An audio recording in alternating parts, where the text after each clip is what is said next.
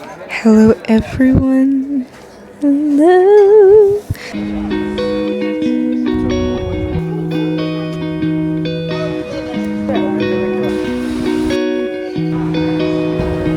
You got this.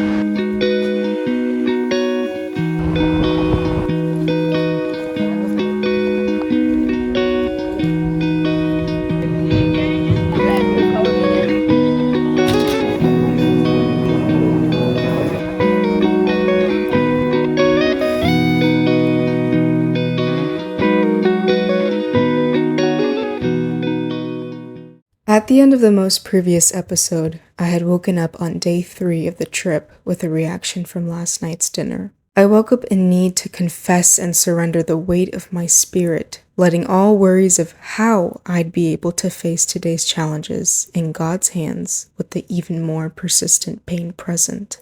After being honest, vulnerable, and surrendering to God that morning, we got up and got ready for the day, step by step. Guys, a couple days ago, I started watching Crash Landing on You. It's a Korean show. I'm hoping they have Netflix. Please tell me. So is this where they meet, the partners? Yeah.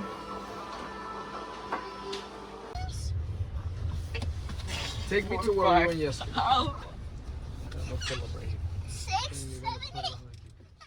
After looking for the nearest parking to the market, with every bit of strength and resilience, I was preparing myself for the challenge. What was the challenge? Walk 15 minutes from the parking garage to the market, walk around the market, then walk back to the car. And so I prayed for strength and did a few stretches to, in other words, make the strength in my feet last, and to prepare myself mentally. Hasta 2076.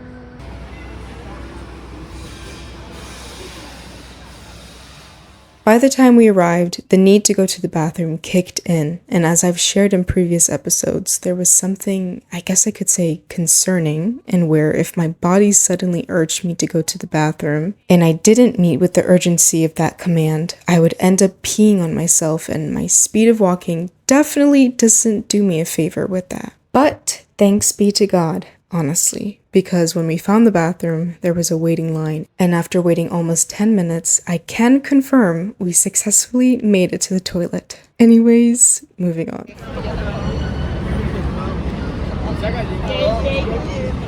Ready? Go ahead. Yeah. You gonna eat it? Look. Cheers. Cheers. Ready, set, go. 2, 3. Not bad. 1, 2, 3. Yeah. Are you gonna try? The market was filled with people and vendors, and at every corner, people enjoying the products, the food of the vendors. I was focusing on enjoying the moment. At the same time, searching what foods would be kind to me. Back to the famous question, what can I eat? And thankfully, there were a few things. Yes, I wasn't able to have the famous seafood paella, or the chocolate-covered strawberries, or whatever else everyone raves about in the endless best things to eat at Borough Market videos. But those select things I could buy, yes, I would become a happy gal. I felt excited to buy high-quality honey, exotic fruit, and a type of French cheese I had been wanting to buy for more than a year. These things are simple. But I've learned and still am learning to appreciate the beauty of simple things. Being grateful for even the simplest things I had come to realize all along were really luxury. Like what? Standing, walking, running, eating, enjoying eating, going grocery shopping, opening a container, turning a doorknob, not feeling pain every movement, not feeling invalid or an outcast by your health. At the market, and in general, everyone walks by and enjoys. But sometimes things are taken from us to help us see the weight of importance and value of the things we never named as something luxury, nor even paid mind to. With humility, it teaches us true gratitude.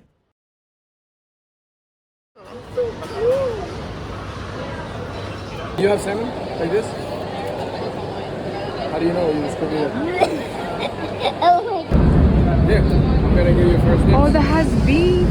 Beets? Huh? Is No, that it's beets? salmon. Seared Oh. salmon. So why is it? No, this part. Because it's like when you season them. Now, another popular question was, where can I sit? One comment I repeatedly made silently throughout the trip was, I wish there were benches available. It would be nice to have benches throughout the market and throughout the city for those in need. Why? Because when there was no place to sit and rest, I had my brother's back to rest on. My feet were becoming unbearable to the pain, with every second passing by, not being able to support my body any longer. We had to leave earlier than we'd like to start walking back to the car. But just before leaving, I came across a Mediterranean restaurant where I could order a meal. But first, I had to ask a handful of dietary questions. Do you cook with seed oils? Are there any seed oils in the dressings? Is there sugar in the meat seasoning? Are there any tomatoes in this? Are there any gluten-free options? What flours are used in the gluten-free options? After the incredible help and patience of the staff, so thankfully and with relief, I could order food there. After getting my food, the challenge resumed. Everything within me wanted to tell my brother to get the car and to meet us right where I was at. I would sit on the floor since once again the lack of benches and wait for him because I couldn't walk anymore. I don't know if it was pride or God's power, but I didn't say anything and I practically told myself to suck it up and to get to the car. Because I wanted to believe that with God, it will be more than possible to get to that car and I will be more than able. So we walked. I took a step. I took another step. Each step more and more pain. But with every step, I became more and more resilient to not stopping. No matter how much pain was building by the second, I refused to stop. I kept going, through tears, through deep breathing, running my saliva dry. And by the grace of God and help from my family, we finally made it. We made it. We completed the challenge. Me enamoré.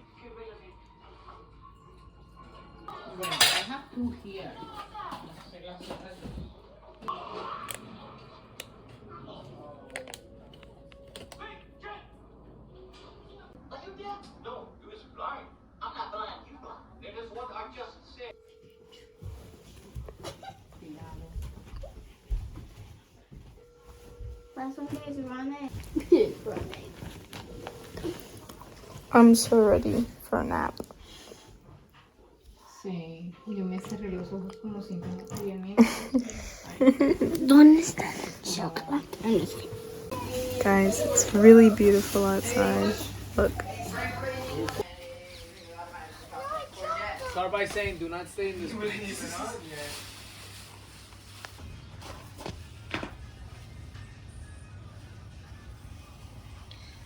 After a great and at the same time challenging day, I wanted to prioritize rest and just being still, embracing the peace of the weather outside, embracing having this amazing blessing to be present in that moment alongside my family who I love, embracing appreciating them, embracing how far God has brought us through, embracing how pleased I should be with pushing through earlier that afternoon. By God's grace and by the support of my family. A moment of stillness and gratitude. Thank you, God, because having a loving family and the ability to travel are two great things I'm forever grateful for. Hello, everyone. Hello.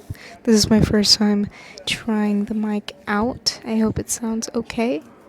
Going to connect it to my blouse. Can you hear me good? Hello. I am just working on how to use the camera and this microphone.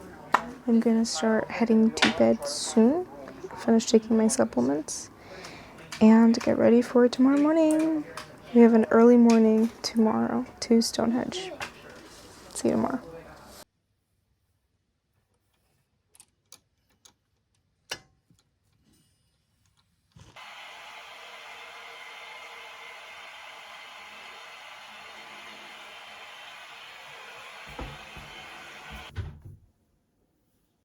Can we talk about family for a moment?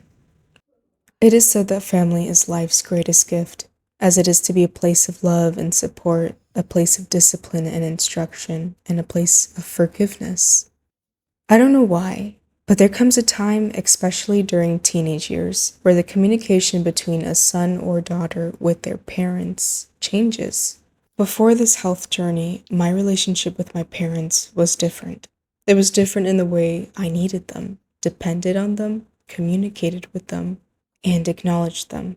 This change in health in this temporary circumstance, it was and is through this change that allowed me the opportunity to learn to need them, to depend on them, to learn to communicate with them, and truly acknowledge them. What lied in the center of my relationship with them was my overwhelming desire to become independent from them. I wanted to make my own money to help them and become independent financially.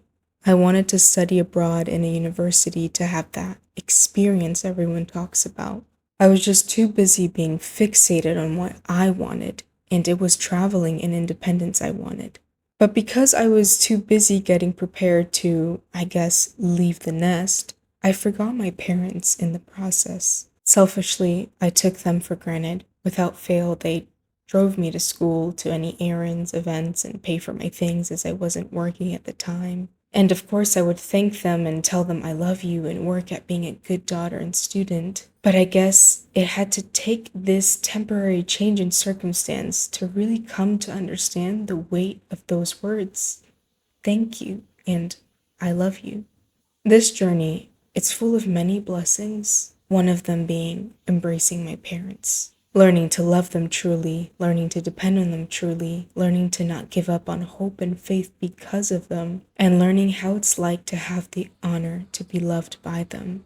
I am grateful I didn't leave the nest. I am grateful I need them, even if it's in a way I wouldn't have ever thought it'd come to be. I guess this is just a moment I wanted to take to encourage you to embrace your parents, your family, as you have them today, learning to love your family and experience their love for you. It's something we shouldn't rush. Did I leave the nest? No. But have I experienced a joy in countless pure memories with my family because my plans failed? Yes, as I am grateful to say, I'm glad they failed. Besides, by God, I wouldn't have experienced this trip without their support and faith and strength they continually spoke over me to get up and not give up, believing in God's promises and faithfulness. So, thank you. Now, you might be watching this and not be able to relate with what I'm saying. I understand not everyone is able to say they have a loving family, a supportive family, or one with stable relationships, or even a family at all. My family, like every family, has its flaws and times of conflict, but I acknowledge the importance of receiving support and love from family is a blessing, and even more so when going through health challenges. I hope to never forget and become blind to this gift because I couldn't imagine understanding how it feels and how it's like to not have a loving family, parents, to be able to depend on them, or a home that feels, in ways, toxic, or even not have a family at all. Did this feel like good?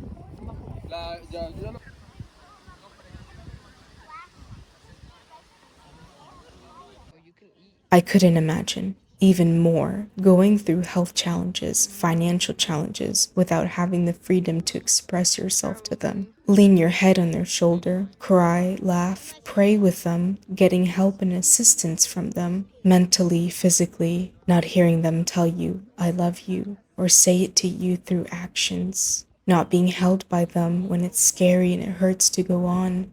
Yes, this is deep. But there are too many people in this situation who don't have a family at all to even appreciate. I don't understand the feeling, the weight, and the hurt that comes from this. But I want to acknowledge you. I want to say God is pleased with you for continuing. And as for those who are not able to travel at the moment due to health or finances or any other reason, based on my personal journey these past years, I've come to understand how it feels to feel limited because of health and because of finances. understanding not being able to support yourself financially or to help your parents financially. And you see them work so hard every day to provide and support you and are then led to feel limited and unable. You might understand the feeling of just wanting to escape from your everyday routine in what you call your normal day that sometimes is just too much. Or if you escape into an imagined life, picturing yourself in some other place, a different version of you, I understand. I want to acknowledge you. I want to say, God is pleased with you for continuing. These topics are deep and they're painful, but as sad as it is, unfortunately, they're real. Above all pain, all hurt, all fear, all doubts, all frustration, if God said it, He will do it. May you receive this and let it sit with you. Did you see the? Are you recording? See what? When we were at the Stonehenge, the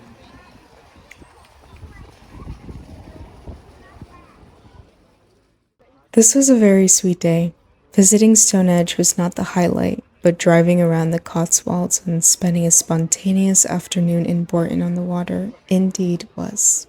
Since it was a spontaneous stop we made, there was some research I had to do to see where I could have dinner. After some time looking around town and my feet getting impatient, we came across an Italian restaurant called La Natra. They are allergy aware and can adapt a number of dishes to meet your allergen needs, working with local suppliers for high quality products and using as much seasonal produce as possible. They use olive oil and offer gluten-free pizza bases, pastas, and even vegan mozzarella. And they even have mineral water in a glass bottle. Having access to water other than from the tap in restaurants is just something I really appreciate. Anyone else? After studying the menu to see what I could order, I ended up getting the ravioli al funghi, don't know if I said that right, and focaccia, don't know if I said that right too, because these items had no tomato in it. Can I just say, going to an Italian restaurant that has an option or two without tomato as one of the ingredients feels relieving for the ones who have an intolerance to it. During our dining experience, I was just in love. I loved the ambiance and relaxing tone of the environment. I loved the beauty of simplicity you just naturally come across here. I loved the conversations and shared glances with my family. And of course, I loved the food. I ate the pasta and the focaccia, not knowing how my body would react to it. I prayed, honestly, several times for the food to bless my body, and then I just enjoyed it as much as I could. Because after not having wheat for more than a year, and now again having it cut out of my diet, it's a food I hope to never take advantage of when eating, and hopefully soon again. So, long story short, enjoy what you have and can do, as there is another who only dreams of being capable to have and do what you can and have. There's a tongue twister. Wait, I want to be on YouTube. Can I be on YouTube? Yes.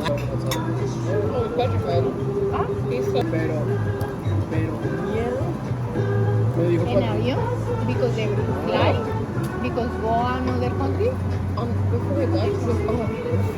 No, I haven't seen. Where are we? Cotswold Contemporary.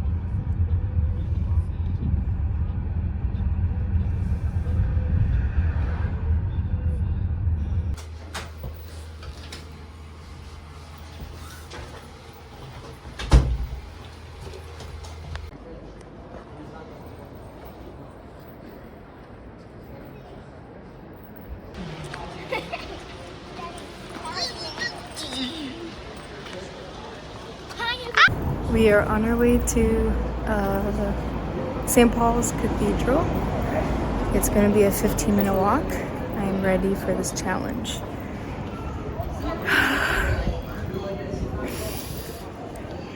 Joseph, on the down over there, is there to the street? Well, these are more steep.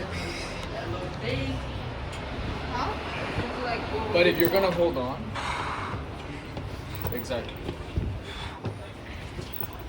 Yeah, it goes to the street. It does.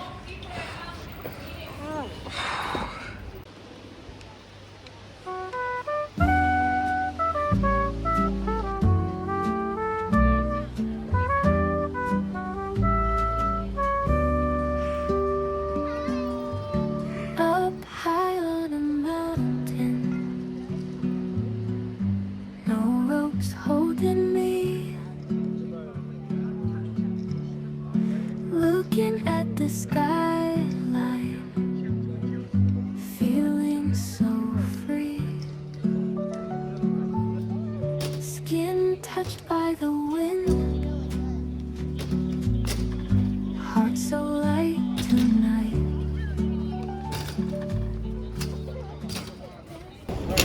Today we started our day pretty late, but we are here at a hangout spot right in front of St. Paul's Cathedral.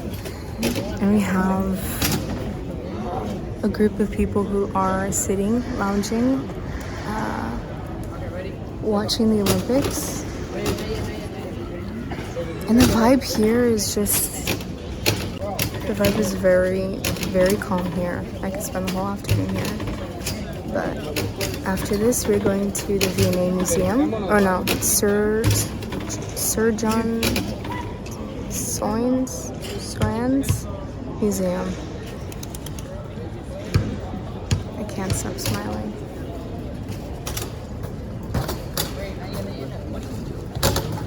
Thank you, Lord. Thank you.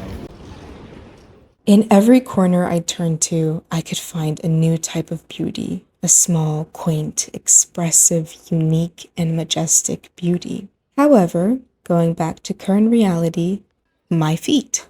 Again, I needed to rest. Again, as much as I savored and enjoyed last night's food, my body didn't. Well, agree with it. So that morning, the pain was even more present.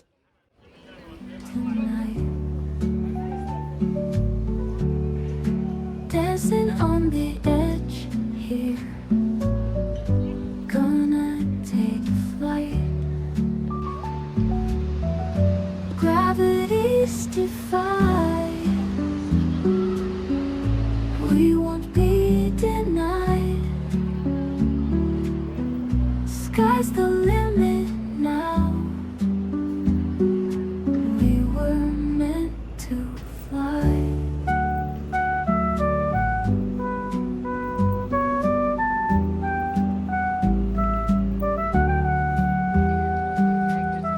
Stars above are calling, echoes of our dreams. But every time I would distract my mind from the pain, I would just go back to the peace I couldn't help but feel. I don't know if, for those who have gone to England, understand what I had felt, but it was just a relaxed tone in the air. It was like a weight relieved from my shoulders and I could breathe, I guess. And what's interesting is, well, even I would feel like this in London. And London is a city, so a bit confusing there. And also, I understand that there are people who either live or visit London and feel the quite opposite. I don't know. But what I do know is, after walking around and enjoying the outside of the cathedral, I was just starting to have a little moment.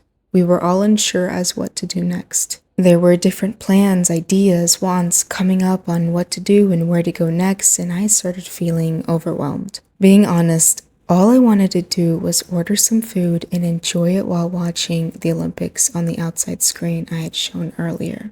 I wanted to be still, not feel rushed or feel like we're trying to check off as many tourist boxes. But I didn't express that. I couldn't say that because it might not be something everyone would want to do. Isn't feeling like that kind of prone to happen when traveling in a group? So with the minutes passing by, frustration and pain would heat up and crescendo to the point of only wanting to escape reality in the moment and lay in bed. My fuel was running dry. The thought of walking another minute, I just didn't want to think about it. We were discussing a plan, not coming to a decision, and all my body was telling me was to urgently find a chair. I was feeling so vulnerable to any negative thought that would remind me of the things I wanted to do, but couldn't at the time. The miles of walking I wanted to walk, the different cultural foods I wanted to eat, taking the bus, riding a bike, walking to a bakery, and having a picnic. It was getting too much for me. My thoughts were suffocating, overwhelming. As we were entering a cafe, my family would point out certain foods that sounded healthy and good enough for me to eat, asking if I was able to have this or that. I am grateful for this, but at the moment I wasn't feeling okay. I couldn't look at anyone, look at any of my family, look at my mom in the eyes.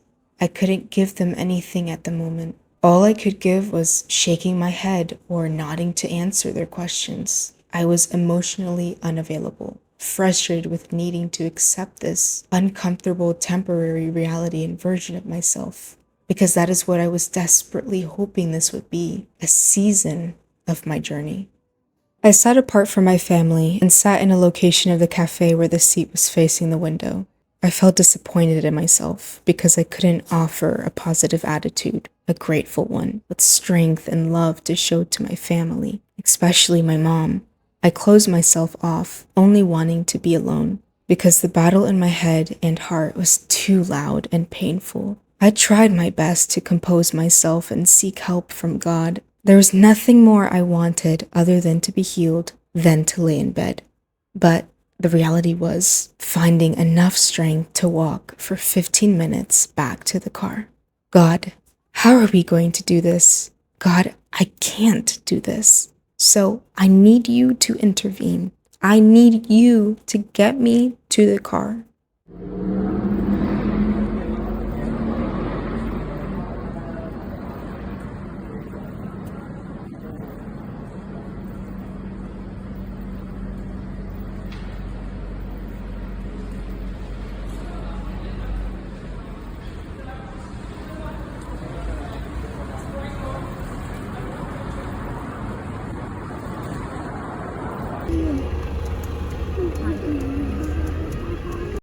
We're about to have Indian food at Dishoom. I hope I can have something. Really, yeah. I've been craving Indian food for more than a year. Please. When ordering our food, I had explained my food situation to the waiter, so he was so kind as to point out to me all the dishes I could have, the ones without tomato, sugar, gluten, seed oils, and so I chose one of the options he pointed out, and it was a chicken dish. I have no idea why, maybe because of the price, that the chicken would come with a side or in a curry. So I was super excited, thinking I'm gonna have Indian food, finally! Turns out, the chicken dish was chicken. That was it. So I was like, okay, you're telling me that no, I wasn't able to have Indian food, and two, we paid almost $15 for a few pieces of marinated chicken? Okay. Well, it also turned out I had a reaction to the chicken the next morning. Why? Because apparently my body doesn't agree with the garlic it was cooked with. Very frustrating, right? But the next morning, waking up with even more pain and frustration, we were set to wake up early to see the changing of the guards. I was very, very close to telling my family I would stay behind and rest because standing was too much to deal with. But I didn't. I gave myself no option other than to be strong and practically suck it up. I'm not trying to motivate that dealing with pain and telling yourself to suck it up is a way of showing how strong you are. It's good to push yourself, and it can even be necessary, but it's also key to learn to respect ourselves and have a healthy boundary too. During this trip and up till recently, having grace with myself, my pace, my process, was something I didn't have an open mind to. So what I'm trying to say is, be kind with yourself, because I really don't think I was at times on the trip. From the first step I made getting outside of the car to the palace, I was just pleading to God for strength and relief of pain. After seeing the march, we went to the park right next to the palace, and I urgently needed to lie down. A little situation. I really have to pee. The closest bathroom is like a 10-minute walk.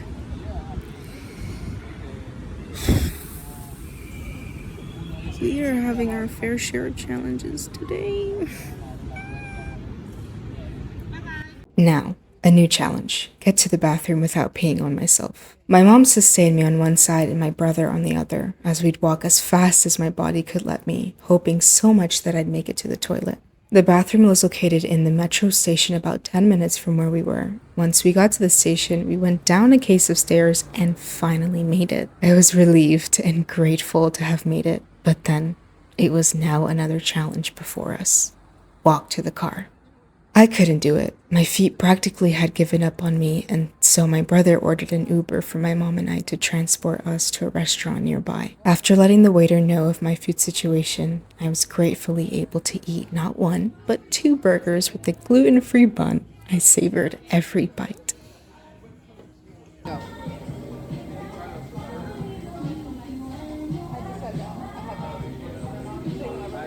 It was a day, a challenging one, but a good one.